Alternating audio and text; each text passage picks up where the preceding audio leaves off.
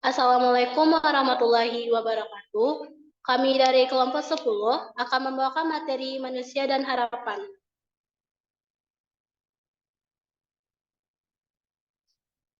Anggota kelompoknya yaitu Al-Miftahur Rahmah, Febi Almira, Hanifah Rahma Al-Alim, dan Raisya Fajriani.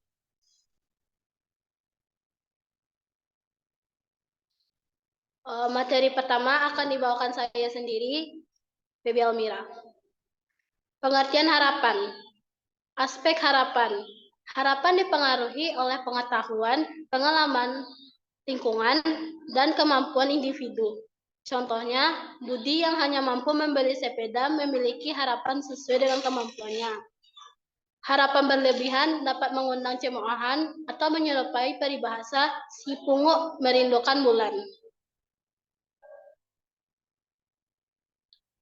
Yang kedua, mewujudkan harapan.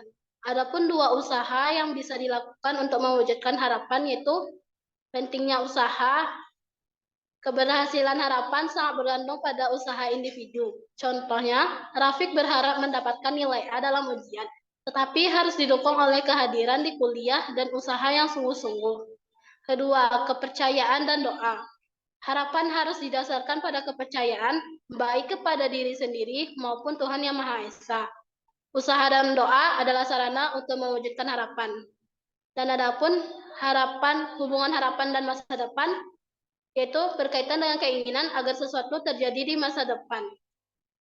Oke, pemateri kedua akan dibawakan oleh Raisya Fajriani. Apa sebab manusia mempunyai harapan? Menurut kodratnya, manusia itu adalah makhluk sosial. Setiap lahir ke dunia langsung disambut oleh suatu pergaulan hidup, yakni di tengah suatu keluarga atau anggota masyarakat lainnya. Tidak ada satu manusia pun yang luput dari pergaulan hidup. Di tengah-tengah manusia lain itulah seorang dapat hidup dan berkembang baik secara fisik atau jasmani maupun mental atau spiritualnya. Ada dua hal yang mendorong orang hidup bergaul dengan manusia lain, yakni dorongan kodrat dan dorongan kebutuhan hidup. Dorongan kodrat ialah sifat keadaan atau pembawaan alamiah yang sudah terjelma dalam diri manusia sejak manusia itu diciptakan oleh Tuhan. Misalnya berpikir, berkata, berjalan, bergembira, menangis, dan mempunyai keturunan dan sebagainya. Selanjutnya, dengan kebutuhan hidup. Sudah kodratnya pula bahwa manusia mempunyai bermacam-macam kebutuhan hidup. Kebutuhan hidup itu pada garis besarnya dapat dibedakan atas kebutuhan jasmani dan rohani. Kebutuhan jasmani misalnya makan, minum, pakaian, rumah, sandang, pangan, dan papan. Ketenangan, hiburan, dan keberhasilan.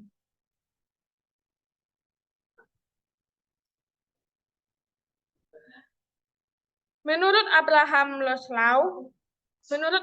Maslow, sesuai dengan kodratnya, harapan manusia atau kebutuhan manusia itu ialah yang pertama, kelangsungan hidup atau survival. Untuk melangsungkan hidupnya, manusia membutuhkan kandang, pangan, dan papan atau tempat tinggal. Kebutuhan keberlangsungan hidup ini terlihat sejak dari lahir. Kedua, keamanan. Setiap orang membutuhkan keamanan. Sejak seorang lahir, ia telah membutuhkan keamanan. Ketiga, hak dan kewajiban mencintai dan dicintai. Setiap orang mempunyai hak dan kewajiban. Dengan pertumbuhan manusia, maka tumbuh pada kesadaran akan hak dan kewajiban. Dan yang terakhir, perwujudan dan cita-cita. Selanjutnya, manusia berharap diakui keberadaannya sesuai dengan keahliannya atau kesepakatannya atau profesinya. Baik, saya kembalikan kepada moderator. Baik, pemateri selanjutnya akan dibawakan oleh Hanifah Rahma Al-Alim. Waktu dan tempat dipersilakan. Terima kasih kepada moderator. Saya akan membacakan tentang kepentingan dan kebenaran. 1. Kepercayaan. Kepercayaan adalah keyakinan akan kebenaran, baik dalam berbicara, bertindak, maupun berpikir. 2. Peran kepercayaan. Kepercayaan memengaruhi tindakan, sikap, dan perasaan manusia, mencerminkan kebenaran dalam segala aspek hidup. 3. Contoh dalam agama. Dalam agama, kepercayaan terhadap kebenaran yang diwahyukan memiliki peran utama dalam keyakinan. Teori kebenaran. 1. Teori koherensi. Kebenaran dilihat dari konsistensi pernyataan dengan pernyataan yang lain. Contoh, setiap manusia akan mati. Paul adalah manusia. Paul akan mati. 2. Teori korespondensi. Kebenaran dilihat dari sejauh mana pernyataan mencerminkan objek yang dituju. Contoh, Jakarta adalah ibu kota Republik Indonesia. 3. Teori pragmatis. Kebenaran dinilai dari sejauh mana pernyataan berfungsi dalam kehidupan praktis. Terima kasih, saya kembalikan kepada moderator. Baik, materi selanjutnya akan dibawakan oleh Amifatul Rahma. Kepada tempat dan waktu dipersilakan. Baik, terima kasih kepada moderator. Di sini saya akan menjelaskan mengenai berbagai kepercayaan dan upaya untuk meningkatkannya. Yang pertama ada percaya kepada diri sendiri. Percaya pada diri sendiri ini ditanamkan oleh setiap individu di kepribadiannya. Percaya pada diri sendiri, pada hakikatnya percaya kepada Tuhan Yang Maha Esa. Percaya pada diri sendiri ini menganggap dirinya tidak salah, dirinya mampu melakukan hal yang dipercayakan, dan dirinya benar. Selanjutnya ada percaya kepada orang lain. Orang lain di sini dapat berupa saudara, orang tua, guru, atau siapapun yang ada di dalam kehidupan kita. Percaya kepada orang lain ini tentu saja percaya terhadap kata hatinya, perbuatannya yang sesuai dengan kata hati, atau terhadap kebenarannya, serta ucapannya. Ada ucapan yang berbunyi orang itu dipercaya karena ucapannya. Misalnya, orang yang berjanji sesuatu harus dipenuhi, meskipun janji itu tidak didengar oleh orang lain, apalagi membuat janji kepada orang lain. Yang ketiga ada kepercayaan kepada pemerintah. Berdasarkan pandangan teokratis menurut etika, filsafat tingkah laku karya Profesor Insinyur Pujawiyatna, negara itu berasal dari Tuhan. Tuhan langsung memerintah dan memimpin bangsa manusia, atau setidak-tidaknya Tuhanlah pemilik kedaulatan sejati.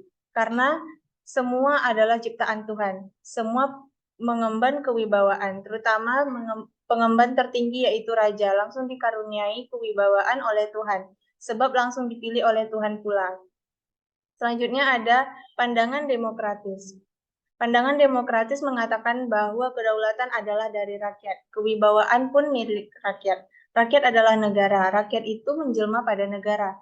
Satu-satunya realitas adalah negara. Manusia sebagai seorang individu tidak berarti. Orang mempunyai arti hanya dalam masyarakat dan negara, hanya negara sebagai keutuhan atau totalitas yang ada. Kedaulatan mutlak pada negara. Negara demikian itu disebut dengan negara totaliter. Satu-satunya yang mempunyai hak ialah negara, di mana manusia atau perorangan tidak mempunyai hak. Ia hanya mempunyai kewajiban atau disebut dengan negara diktator.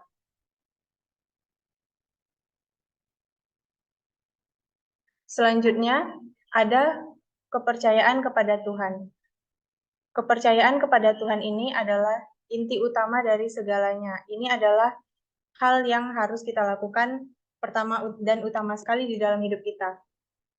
Kepercayaan kepada Tuhan Yang Maha Kuasa itu sangat penting karena keberadaan manusia itu bukan ada dengan sendirinya, tetapi diciptakan oleh Tuhan. Kepercayaan berarti keyakinan dan pengakuan akan kebenaran.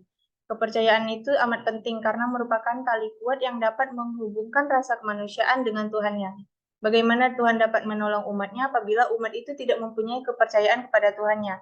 Sebab tak ada tali penghubung yang mengalirkan daya kekuatannya. Oleh karena itu, jika manusia berusaha agar mendapatkan pertolongan padanya, manusia harus percaya kepada Tuhan, sebab Tuhanlah yang selalu menyertai manusia. Kepercayaan atau pengakuan akan adanya zat yang maha tinggi yang menciptakan alam semesta dan seisinya merupakan konsekuensi tiap-tiap umat beragama dalam melakukan pemujaan kepada zat tersebut. Adapun berbagai usaha yang dapat dilakukan manusia untuk meningkatkan rasa kepercayaannya kepada Tuhannya, yaitu yang pertama ada meningkatkan ketakwaan kita dengan jalan meningkatkan ibadah kita. Yang kedua ada meningkatkan pengabdian kita kepada masyarakat. Yang ketiga ada meningkatkan kecintaan kita kepada sesama manusia dengan cara suka menolong, dermawan, dan lain sebagainya. Yang keempat, kita bisa mengurangi nafsu untuk mengumpulkan harta yang berlebihan. Dan yang terakhir, kita dapat menekankan perasaan negatif seperti iri, dengki, fitnah, dan sebagainya.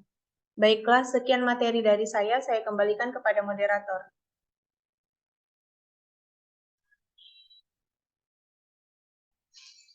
Baik, itulah materi terakhir dari kelompok kami. Jika ada kesalahan kata, mohon dimaafkan. Saya akhiri presentasi ini. Wassalamualaikum warahmatullahi wabarakatuh.